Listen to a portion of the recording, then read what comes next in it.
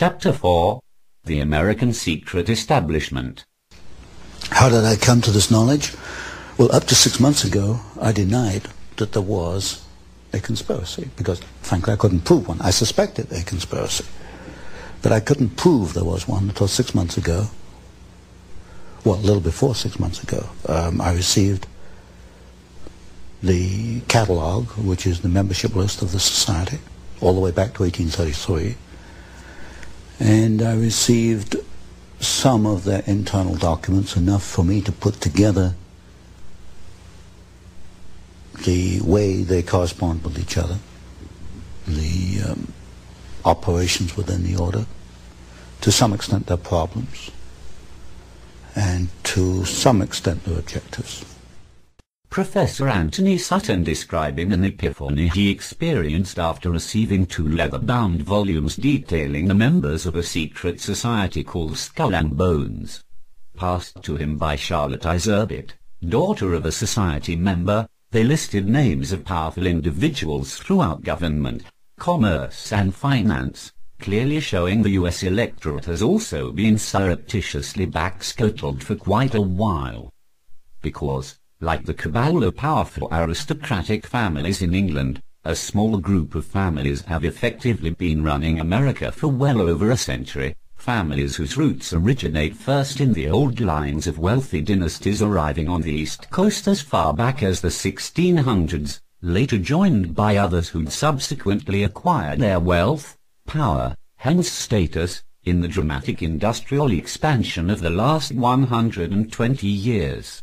Status gaining them entry to the elite's educational institutions like Yale, ultimately enabling a chosen few access to the elite's holy of holies, the secret society Skull and Bones, a rite of passage transforming them into quasi-aristocratic bloodlines almost as established as the old family lines themselves, names which include Harriman, Rockefeller, Paine, Davison and of course, Bush. Since its founding at Yale University in 1833, the membership of Skull and Bones has evolved into a core group of perhaps 20 to 30 families, family groups who not only significantly intermarry, but whose active members possess enough influence to push their sons and relatives into what they simply refer to as the Order, the Society's formal title, cited for legal purposes and incorporated as the Russell Trust in 1856. Though others have known it for more than 150 years as Chapter 322 of a German secret society, the Brotherhood of Death Skull and Bones, or just plain Bones. Whatever title one chooses, it's clear the society's influence has been profound from the outset. Its founders, for instance, were General William Huntington Russell and Alphonso Taft, who in 1876 became Secretary of War in the Grant administration, a man whose son, William Howard Taft, was the only man to become both President and Chief Justice of the United States. Like Oxford's All Souls, the Order is a senior year society oriented to the postgraduate outside world. Each year a fixed number of 15 are selected, meaning in the past 150 years, some 2,500 Yale graduates have been initiated into the Order, of which, about 500 to 600 are alive at any time. Of these, about 1/4 take an active role in furthering the objectives of the Order, while the rest either lose interest or change their minds regarding their appropriateness within the society. Though, even these silent dropouts never divulge what they know of the group. Reticence best exemplified by the fact these bonesmen mostly deny any affiliation with the Order. Unless, of course, they happen to be George W. Bush. You were both in Skull and Bones, the secret society. It's so secret we can't talk about it. Though, luckily the audacious journalist didn't receive the same treatment as a college student at Florida University who on September the 17th, 2007, dared ask Senator John Kerry if he was also a member of the secret society. Were you a member of Skull and Bones in college and Bush? Were you in the same secret society? Excuse me, what are you writing for? Whoa! Is anybody watching this? A rather totalitarian police response that unfortunately got a great deal worse. Hey,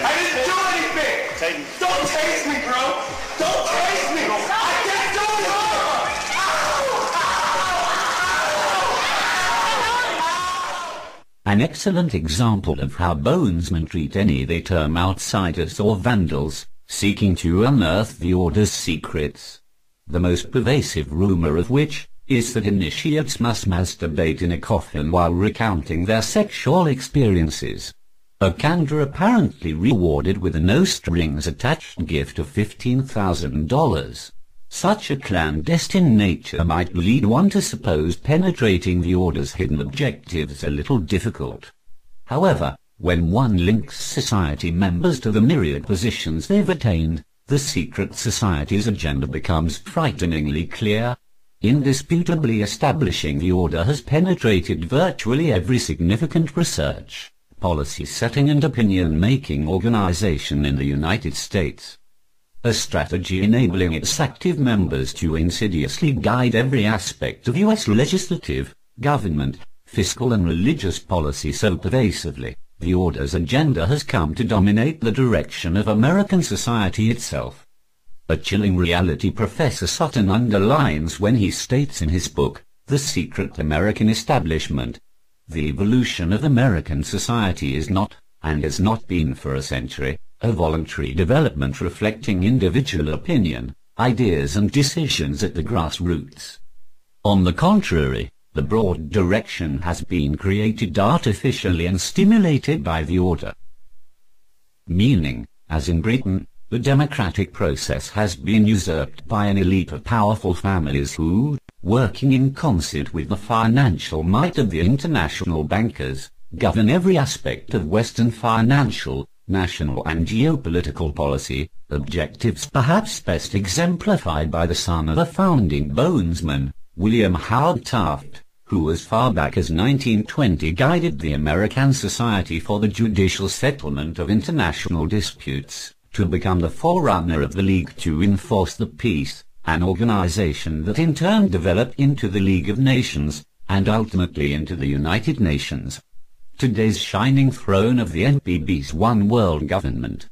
Though in truth, none of these long-term objectives could ever have reached fruition, without first seizing the nation's instrument of total power,